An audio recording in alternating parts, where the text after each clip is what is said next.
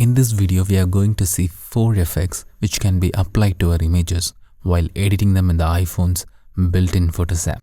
So without any further ado, let's get started.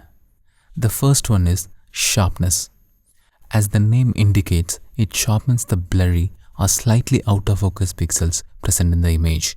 Now before we see some examples, let's understand how sharpening actually works. The sharpness is basically achieved by increasing the contrast along the edges present in the image. It does not affect the contrast of the entire image like the contrast adjustment does. Instead, it amplifies the contrast of only the edges present in the image. Now, what are edges? For example, in this image, the edges does not necessarily mean the edge of this book and the edges of this wooden floor. Every color, every texture present in the image has edges. For example, in the cover of this book, the transition from this yellow color to black color has an edge. Similarly, in the wooden floor, the transition from one texture to another has an edge. And the sharpness adjustment deducts all the edges and increases their contrast. Now let's look at one more example to understand the concept even better. Now in this image, let's zoom into one of the edges and increase the sharpness. And as I do it, you can see the edge along the dark color gets darker and the edge along the bright color gets brighter. But the adjacent part of the dark and bright colors has not at all been affected. Only the contrast along the edges gets increased. Similarly, the same thing happens to all the edges present in the image. As a result, the objects present in the image get distinctness from one another and look sharp and crisp. Now in this portrait, let's make the subject look more sharp and crisp. So let's increase the sharpness to around 30. Here is the before and here is the after. Have a look at the eyes. Before, after.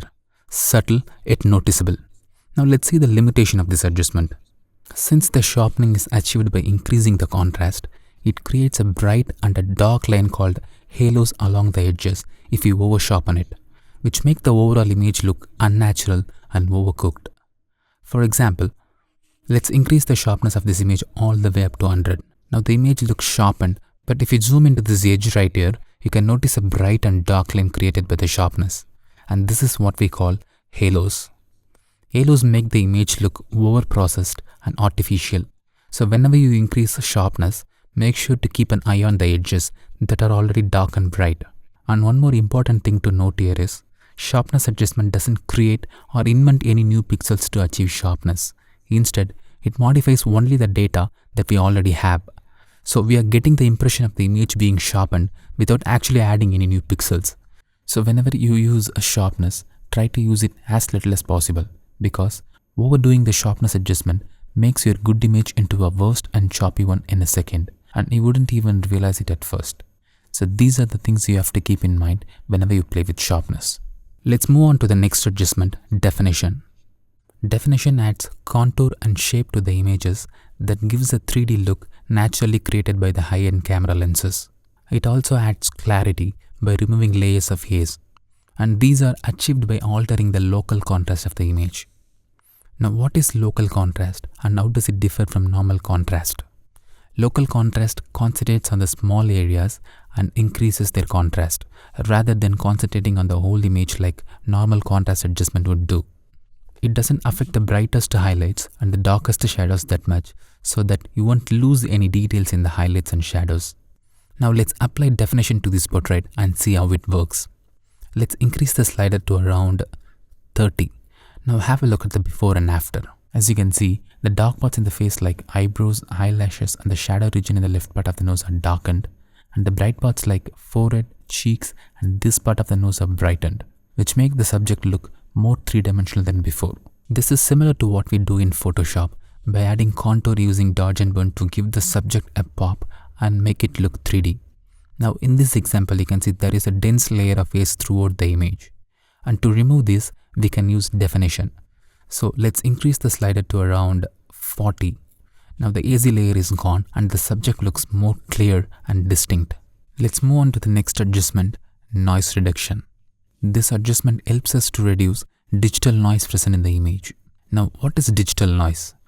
Digital noise refers to the grainy black and white spots or unwanted discolored speckles present in an image.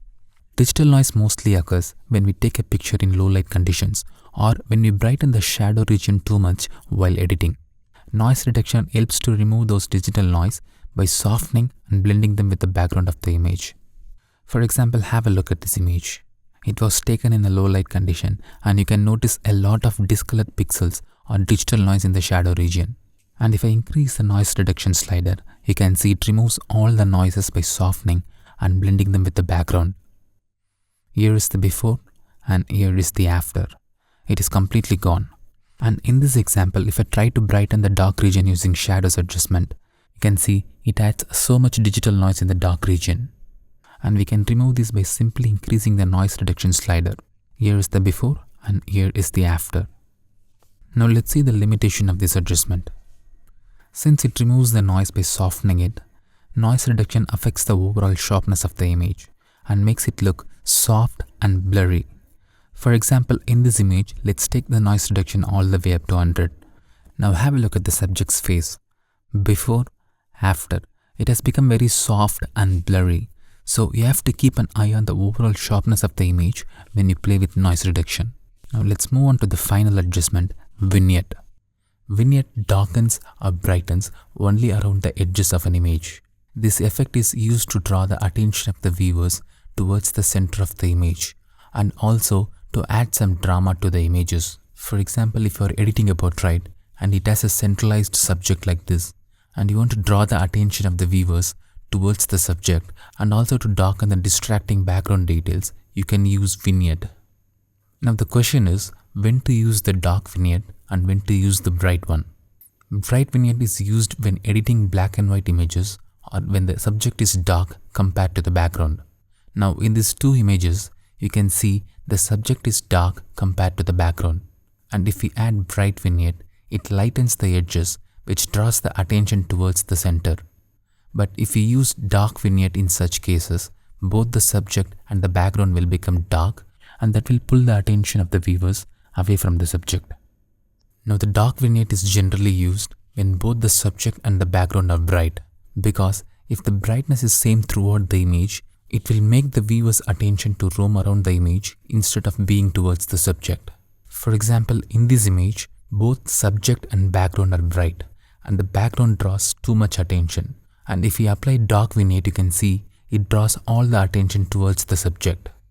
You can also use dark vignette if the subject is bright and the background is dark to make it more dramatic. In this image, since the background is already dark, it has enough attention towards the subject. But to make it more dramatic, we can use dark vignette. You can see as I increase the slider, it makes the subject look more dramatic. Now let's see when to avoid using vignette. If you are editing a landscape image like this, or if your image has more than one subject like this example, and there is no central focal point, and you want the viewers to see all the details in your image, you should avoid vignette. And that's it for this video. I hope you learned something from this. If you did, make sure to give us a like and also don't forget to subscribe and ring the bell icon for future updates. Thank you so much for watching. I will see you in the next one.